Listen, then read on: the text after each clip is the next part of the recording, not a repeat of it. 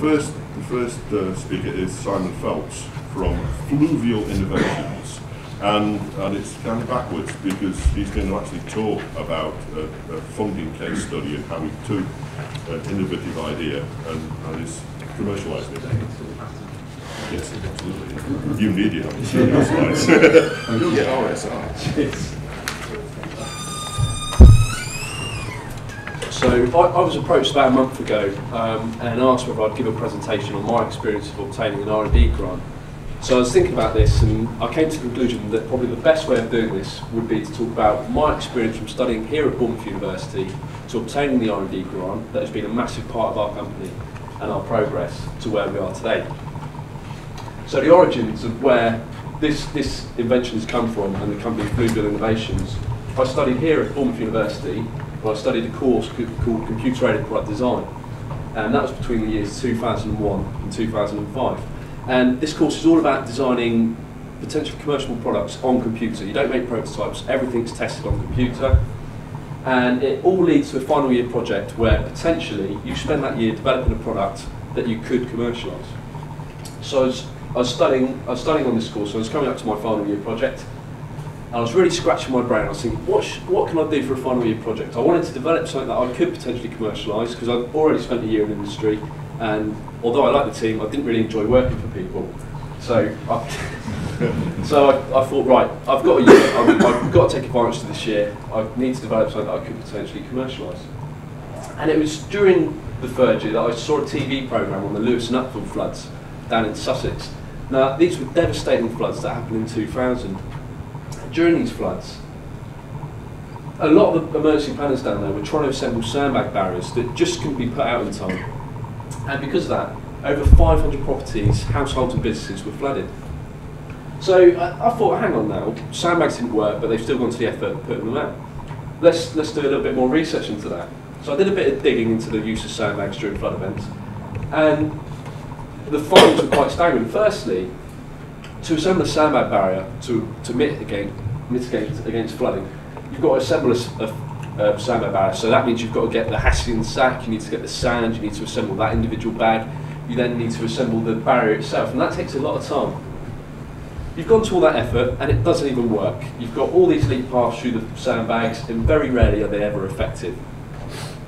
And the manpower and resources you need to assemble a sandbag barrier are staggering. You need vehicles to get the sand, you need somewhere to assemble the sandbags, you need a workforce to get the barrier assembled. And in a flood event, you need to respond as quickly as possible. So let's say a flood event's happened, your council team or the household has gone all to the trouble of assembling the sandbag barrier, the flood comes, amazingly the sandbag barrier works, let's say the flood recedes. Then all those sandbags start to rot and they've got to go into a landfill. So if you have another flood 2 months down the line, you have to go through all that effort of assembling sandbags again. And also there's often rubbish in the floodwaters which transpose onto the bags and causes health and safety risks. So I saw this, I thought, right, that's it. I'm for my final year, I'm definitely going to try and develop a deployable flood barrier that can truly supersede sandbags. So in the early days, I came out of university as a fresh graduate, and this was the invention that I came up with. And it's very simple. It's just a polymer barrier, much like the road traffic delineator barriers you see, but it's got a self-filling hole on the front of the units. And the belief is that the units which actually self-fill with the rising flood water and use the weight of the water to hold back the flood flow. And the benefits being that when the flood waters recede, the units are light enough again to rapidly store away. They can be deployed by one person, no bolting to the ground is required. Through my costings that I did in my final year project, they seem to be cheaper than sandbagging techniques. And I also believe that it would be far more effective than sandbags. So moving forward, so like I said, I came out of university. To commercialise this, I needed to prove the technology. But I didn't have the funds and I didn't have the experience, in all honesty, to take the product forward. I didn't know how to get the investment, I didn't know the patent side of things. So I was skint, and honestly, I was still living off pot noodles. So I had to do something, and I heard about BU Innovations, which is a tech transfer office of Bournemouth University, and I heard about the great work that they do there. So I went and talked with BU Innovations. They believed in the project, they believed in my intent in taking this forward, So we created a relationship, and they helped me get the patents on, and they were the first people to talk about the RDA grants that are available. So we put an application in with the help of Business Link, Bernard Brooks there, who helped me put the application together.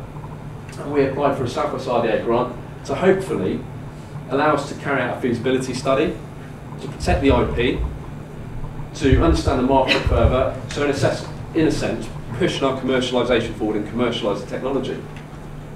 So we put this R&D grant application together. We applied for a micro project, and in total, what we wanted to do was carry out a 9-month feasibility study, and we believed it would cost around £22,000. Not a massive amount, but a massive amount to me and to where I was at that stage.